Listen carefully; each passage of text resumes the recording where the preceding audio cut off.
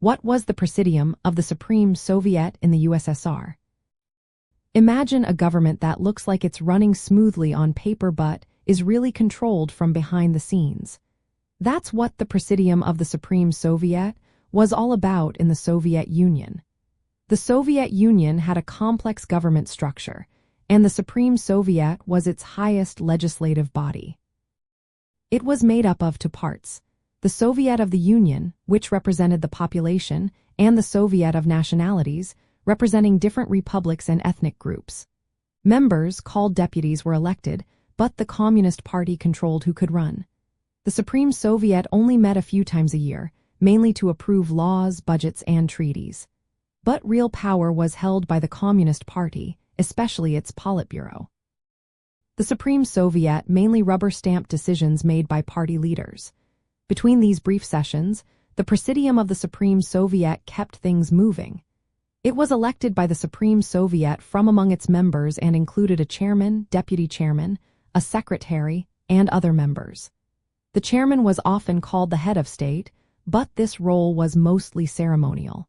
The Presidium had many formal powers. It could issue decrees that had the force of law, though these needed later approval from the full Supreme Soviet. It set election dates, called sessions, interpreted laws, and awarded state honors. It also handled citizenship, appointed key officials like the Council of Ministers, the chief prosecutor, and judges. In practice, though, most major decisions came from the Communist Party leadership.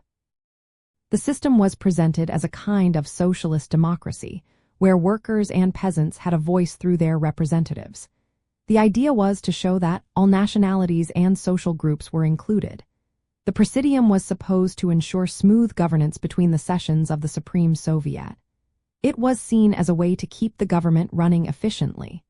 But in reality, it was a tool for implementing decisions made by the party.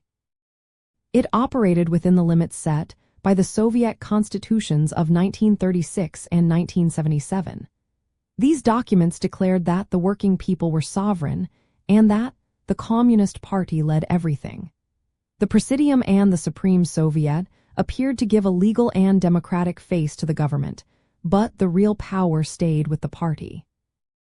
So, the Presidium was a key part of the Soviet government structure, mainly carrying out state functions and making sure the government kept working smoothly. It was a symbol of collective leadership, but it was ultimately a mechanism to implement the policies of the Communist Party, reflecting how centralized and hierarchical Soviet communism was.